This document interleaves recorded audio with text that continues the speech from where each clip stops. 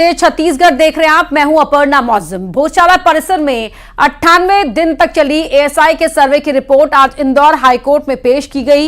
याचिकाकर्ता आशीष जैन ने बताया कि हिंदू फॉर जस्टिस ने भोजशाला में सर्वे की मांग की थी, जिसके बाद 11 मार्च को हाईकोर्ट इंदौर की खंडपीठ ने सर्वे का आदेश दिया था। 22 मार्च से शुरू हुई सर्वे बिना किसी छुट्टी के 27 जून तक किया गया। 98 दिनों के सर्वे के बाद आज 2000 से ज्यादा पन्नों की रिपोर्ट पेश की गई है। अब इंदौर हाईकोर्ट रिपोर्ट की स्टडी करेगा, जिसके बाद 22 जुलाई को इस मामले पर सुनवाई होगी।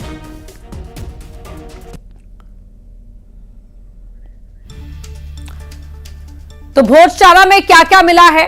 कछुआ कमल के शिलालेख मिलने का दावा इस सर्वे के दौरान किया गया। फोटोग्राफी वीडियोग्राफी हुई है। अब तक जीपीआर और जीपीएस की सहायता इस सर्वे के लिए ली गई है।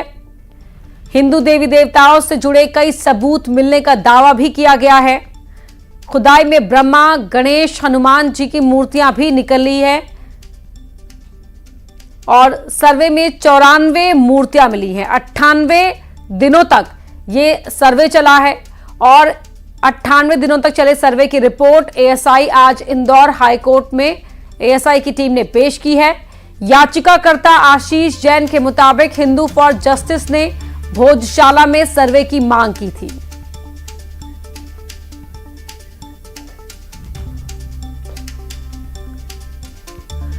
हमारे साथ हमारे सहयोगी इंदौर से मिथिलेश गुप्ता, धार से नवीन मेहर और दिल्ली से सुशील पांडे हमारे साथ लाइव जुड़ गए हैं। पहले मिथिलेश, मैं आपके पास आ रही हूं, क्या है अपडेट?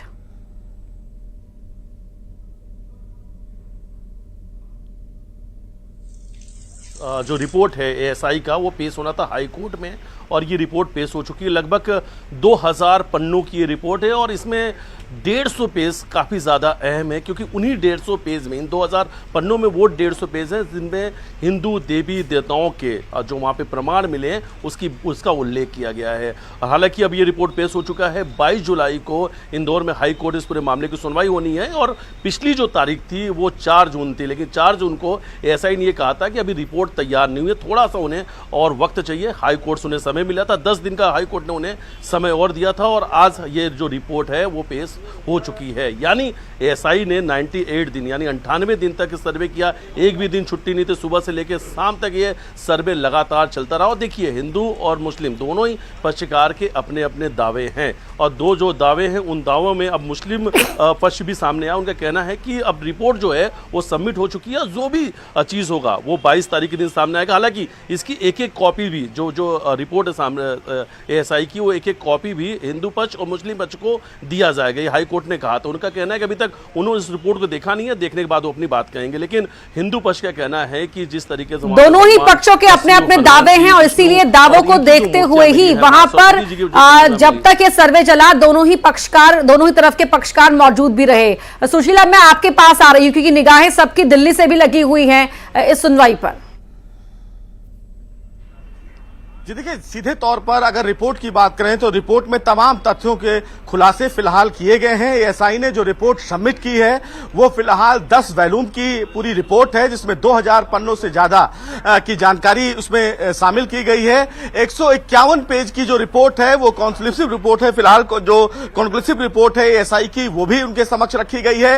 लेकिन अपनी रिपोर्ट में जैसा विष्णु शंकर जैन ने कहा कि तमाम तथ्य फिलहाल ये कह रहे हैं कि जो भी पश्चिमी स्तंभ की दीवारें थी उन तमाम दीवारों पर हिंदू देवी देवताओं के जो चित्र हैं उससे ये पता चलता है कि ये उस समय के हैं जब राजा भोज ने इसे संस्कृत विद्यालय के तौर पर बनाया था। और जब एएसआई के वैज्ञानिक सर्वेक्षण की बात की जाती है तो निश्चित रूप से जो सच है वो और ज्यादा पुख्ता होता है। अपनी रिपोर्ट में एएसआई ने यह भी बात शामिल किया है कि उस समय संस्कृत भाषा में लिखे गए कई ऐसे मंत्र भी दीवालों पर देखे गए जो इस बात की पुष्टि करते हैं कि वो संस्कृत विद्यालय के तौर पर था। और वहां पर जो हिंदू पक्षकारों का दावा है वो इस बात की गवाही देता है, जो सबूत अभी तक मिले हैं उन सबूतों के आधार पर कि भोजशाला पहले ही एक संस्कृत विद्यालय था, उसको तोड़वाकर वहां पर दरगाह बनाया गया। लेकिन इस पूरे मामले को लेकर फिलहाल आखिरी फैसला अदालत को लेना है। लेकिन एएसआई की जो सर्वे रिपोर्ट है वो महत्वपूर्ण इस बात के लिए भी बहुत ज्यादा है कि हाल ही में ज्ञानवापी या राम मंदिर का जो पूरा मुद्दा कोर्ट तक पहुंचा वो इसी एएसआई रिपोर्ट के आधार पर आगे मुकदमा लड़ने का आधार बना और एएसआई रिपोर्ट के आधार पर ही अदालत ने अपना फैसला सुनाया। ऐसे में भोजशाला की एएसआई की रिपोर्ट बहुत सारी चीजें हिंदू पक्षकारों के पक्ष में बोलती हुई नजर आ रही हैं, क्योंकि बार बार उनके द्वारा कहा जाना ये सवाल कि जो वहां पर अभी सिक्के बरामद हुए एल्युमिनियम के, तांबे के, स्टील के, वो उस समय के हैं जब ये बताया गया था कि परवंश के राजा भोज ने उस समय इस पूरी मंदिर का निर्माण किया था। बाद में अलाउद्दीन खिलजी के द्वारा वहां पर उस मंदिर को तोड़वाया गया और दरगाह बनाया गया।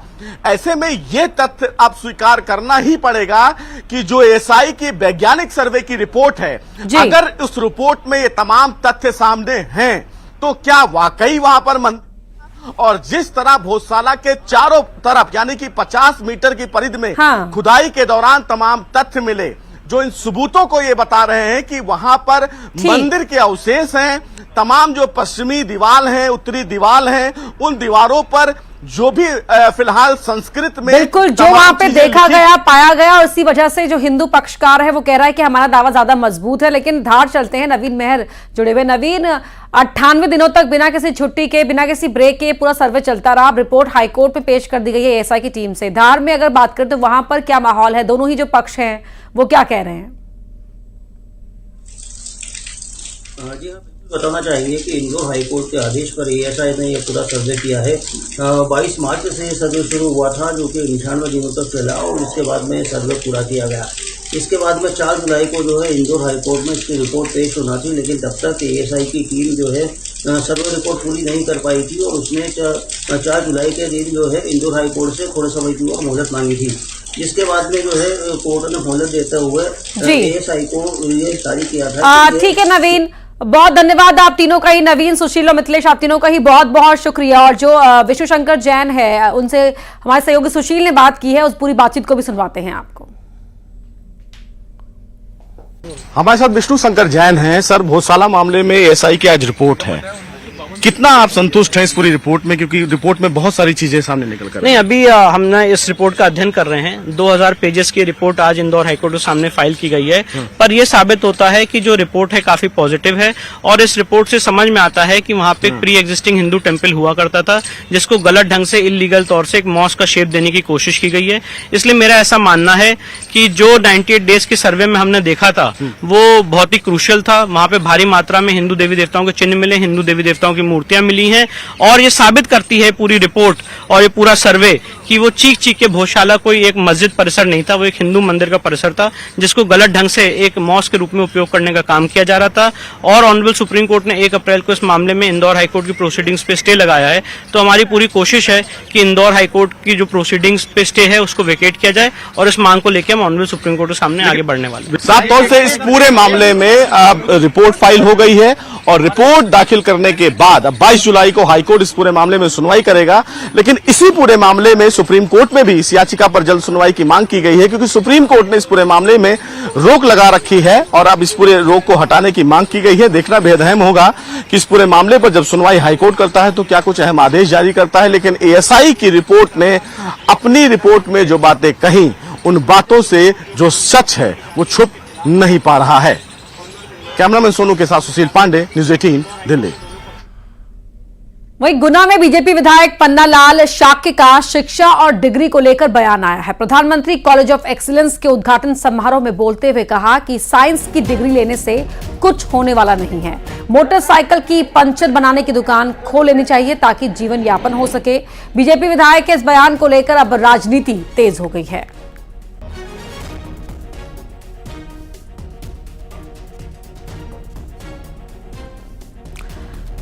तो ये बीजेपी विधायक का बयान है कि साइंस की डिग्री से कुछ होने वाला नहीं है, बाइक की पंचर की दुकान खोल लेनी चाहिए ताकि जीवन में गुजर बसर हो सके, जीवन यापन हो सके। तो ये जनप्रतिनिधि इस तरह से रोजगार का पाठ पढ़ा रहे हैं सार्वजनिक मंच से। केवल एक दो वाक्य पकड़ लेना, ये कागज की डिग्री से कुछ होने वाला नहीं है। मोटरसाइकिल की पंचर की दुकान खोल लेना, जिससे कम से कम अपनी जीवन यापन चलता है।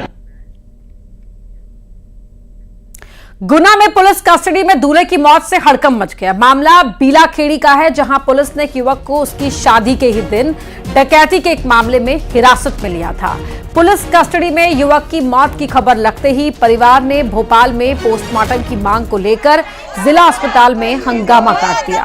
अस्पताल में दुल्हन ने पेट्रोल डालकर आत्मदाह की कोशिश की, तो वहीं युवक की चाची ने पेट्रोल डालकर आग भी लगा ली। महिलाओं को बचाने में एसडीओपी झुलस गए और कई बार पुलिस को धक्का मुक्की भी करनी पड़ी। फिलहाल जिला अस्पताल में 8 थानों की पुलिस फोर्स तैनात है।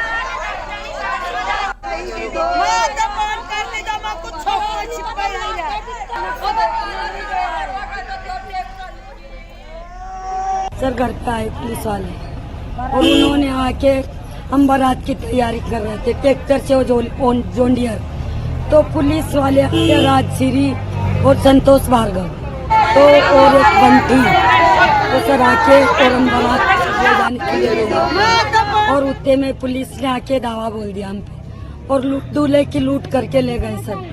सही सलामत हमारे घर से ले गए दोनों को। और जाके किसकी शादी थी?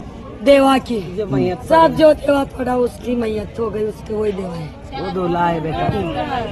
कहाँ से कहाँ बारात ले जा रहे थे आप? सर ये हमारे गांव पे शादी थी, तो हम गोकुल चक बारात आने वाले। बीलाखेड़ी पे? जी सर। कितने बजे की बात है? सर कल ले गए थे हम, कल 4 बजे ले गए दूल्हे शाम को। ग्राम बेडेरा थाना म्याना क्षेत्र में एक विगत दिनों चोरी हुई थी।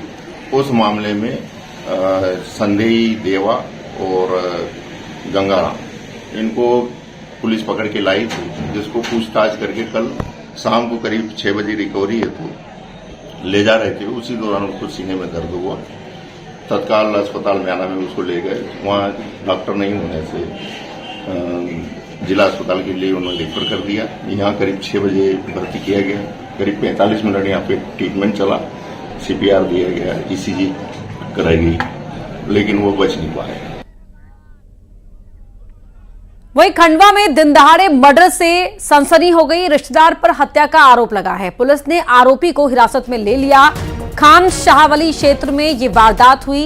एक युवक पर अपनी बहन के पति की हत्या करने का आरोप है। लव मैरिज से यह युवक नाराज बताया जा रहा है। अपनी बहन की लव मैरिज से नाराज था और इसीलिए इसने अपने जीजा का कत्ल कर दिया। तो पुलिस ने आरोपी को हिरासत में ले लिया है। खान शाहवली क्षेत्र में यह वारदात हुई थी। तो दिन दहाड़े मर्डर की इस वारदात से हर कोई सख्ते में है। दहशत भी है लोगों के अंदर, किस तरह से एक युवक ने अपने जीजा की हत्या कर दी।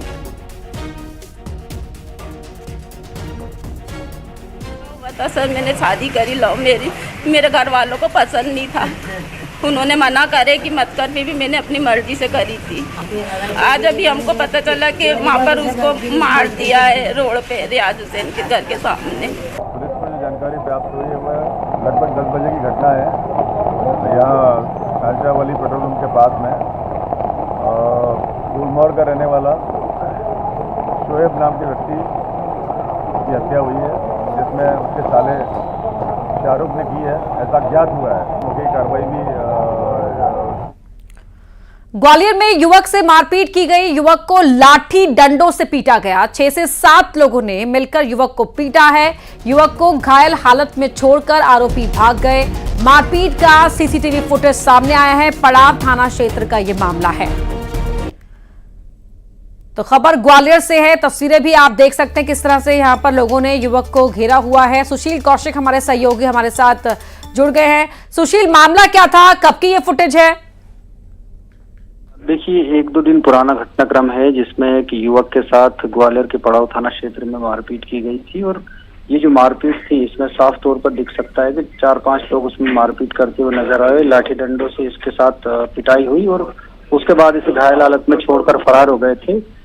इस घटना का सीसीटीवी फुटेज भी सामने आया है। इसके बाद पुलिस ने इस मामले में कार्रवाई की है और पड़ाव पुलिस इसमें अब चिन्हित कर रही जिन लोगों ने मारपीट की है। तो निश्चित तौर पर कहीं न कहीं दिन दहाड़े जो मारपीट हुई थी उस मारपीट की घटना के बाद जो है ये जो वीडियो सामने आया तो उससे जो आरोपी है उनको पकड़ने के लिए पुलिस की टीमें कवायद कर रही है।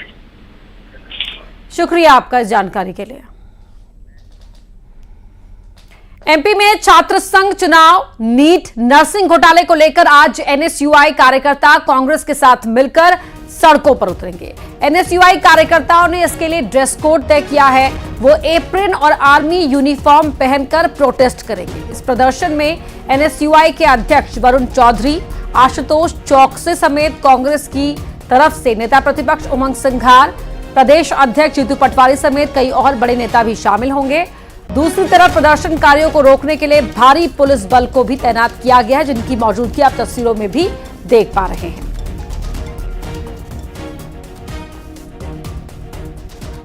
एनएसयूआई की बात करें तो बहुत सारे यंग लीडर्स मध्य प्रदेश में भी हैं। बीजेपी का भी अपना एक स्टूडेंट्स विंग है, लेकिन चुनाव नहीं होते तो आपको लगता है कि एक जो नई पौध तैयार होनी चाहिए नेताओं की, वो नहीं हो पाती। जो युवा शब्द है बीजेपी उससे डरती है। आपने देखा होगा जब नरेंद्र मोदी जी 2014 में देश के प्रधानमंत्री बने और बीजेपी की सरकार आई, उन्होंने सबसे पहले जो आक्रमण करा था देश की यूनिवर्सिटियों पर आक्रमण करना शुरू करा था। आज वो आक्रमण इस दरअसल पहुंच चुका है यूनिवर्सिटीज के अंदर कि यूनिवर्सिटी के अंदर वाइस चांसलर से वो नियुक्त करे जा रहे हैं जो एबीवीपी या फिर बीजेपी से पहले पदाधिकारी थे, जुड़े हुए थे। तो कहीं ना कहीं यूनिवर्सिटी का स्तर गिराया सरकार ने आकर और छात्रों की आवाज को दबाने का काम करा है। इसलिए हम मुख्य तौर पर मांग भी करते हैं कि तुरंत छात्र संघ चुनाव की बहाली की हम बात करते हैं। मध्य प्रदेश में अभी लोकसभा के चुनाव हुए हैं, इससे पहले विधानसभा के इलेक्शन भी हुए थे, बहुत फेवर में आप लोगों के रिजल्ट नहीं आए। ऐसे में अब युवाओं को कैसे एक पार्टी के साथ कनेक्ट किया जाए? लोकसभा चुनाव के बाद अब आपको देखेंगे मध्य प्रदेश के, मुझे लगता है युवाओं को थोड़ा समय लगा, लेकिन अब मध्य प्रदेश के युवा भी समझ चुके हैं जिस तरीके से नर्सिंग और नीट के घोटाले सामने आए। तो मुझे उम्मीद है कि आने वाले समय में मध्य प्रदेश के खासतौर पर सारे युवा एनएसयूआई के साथ साथ कांग्रेस पार्टी का साथ देंगे, इस सरकार को उखाड़ फेंकेंगे। तो वासु हमारे सहयोगी, जिनकी रिपोर्ट आपने ये देखी, हमारे साथ लाइव जुड़ भी गए हैं। वासु, वहां पर कांग्रेस के जो कार्यकर्ता हैं, जोश बढ़ा हुआ है, मनोबल यहां पर हाई नजर आ रहा है। प्रदर्शन को लेकर क्या स्थिति है, क्योंकि पुलिस बल भी भारी संख्या में मौजूद है वहां? बिल्कुल, देखिए आज कांग्रेस का बड़ा प्रोटेस्ट है। एनएसयूआई की अगुवाई में ये पूरा प्रोटेस्ट होगा और वरुण चौधरी से हम थोड़ी देर पहले बात कर रहे थे, उन्होंने कहा कि उग्र आंदोलन करेंगे, बैरिकेड्स पर चढ़ेंगे, बैरिकेड्स को तोड़ेंगे और सीएम हाउस का घेराव करने हजारों की संख्या में जो कार्यकर्ता है वो पहुंचेंगे। 4 मुद्दों को लेकर कांग्रेस का ये प्रदर्शन है। छात्र संघ चुनाव की मांग मध्य प्रदेश में लंबे समय से लंबित है, लेकिन अब ये मांग जो है वो उग्र होने लगी है और कांग्रेस इसको लेकर सड़कों पर उतर आई है। इसके अलावा एक बड़ा मामला नर्सिंग घोटाला मध्य प्रदेश में हुआ, उसको लेकर लगातार सियासत चली रही है। नीट और अग्निवीर योजना जैसी जो एक नेशनल इश्यूज है उनको लेकर भी मध्य प्रदेश में जो बड़ा प्रोटेस्ट है वो आज सड़कों पर देखने को मिलेगा।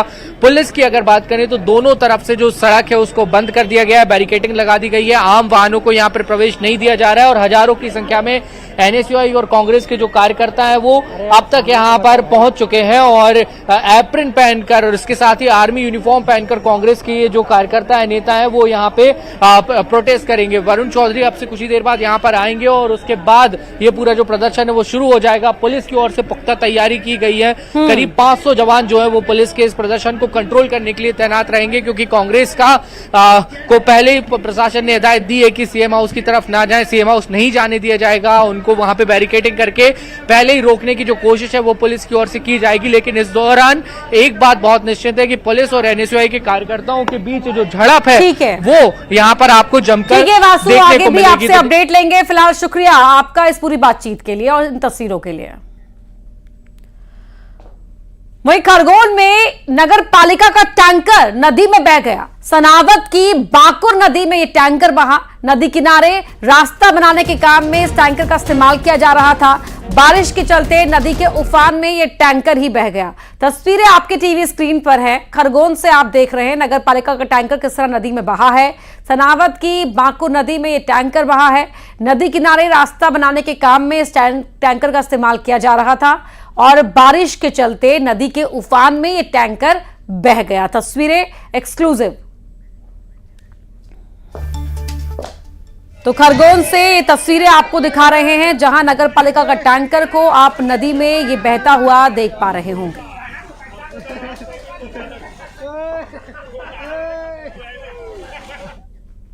और आइए अब देखते हैं टॉप 20। ग्वालियर में युवक को पीटा, युवक की घायल हालत में छोड़कर भागे आरोपी। सतना में रेलवे फाटक के पास 6 युवकों ने की मारपीट, पुरानी रंजिश में हुई मारपीट। सतना में परिवार के युवकों ने जमीन विवाद में बुजुर्ग के साथ की मारपीट, सोशल मीडिया पर वायरल वीडियो। मैहर में एक दुकान में की लाखों की चोरी, दुकान का शटर तोड़कर लाखों रुपए का सामान लेकर फरार, सीसीटीवी में रिकॉर्ड हुए चोर। दमोह में सुनार नदी के तेज बहाव में बहा युवक, तलाश में जुटी पुलिस और एसडीआरएफ की टीम। खंडवा में दिन दहाड़े मर्डर, रिश्तेदार पर हत्या का आरोप।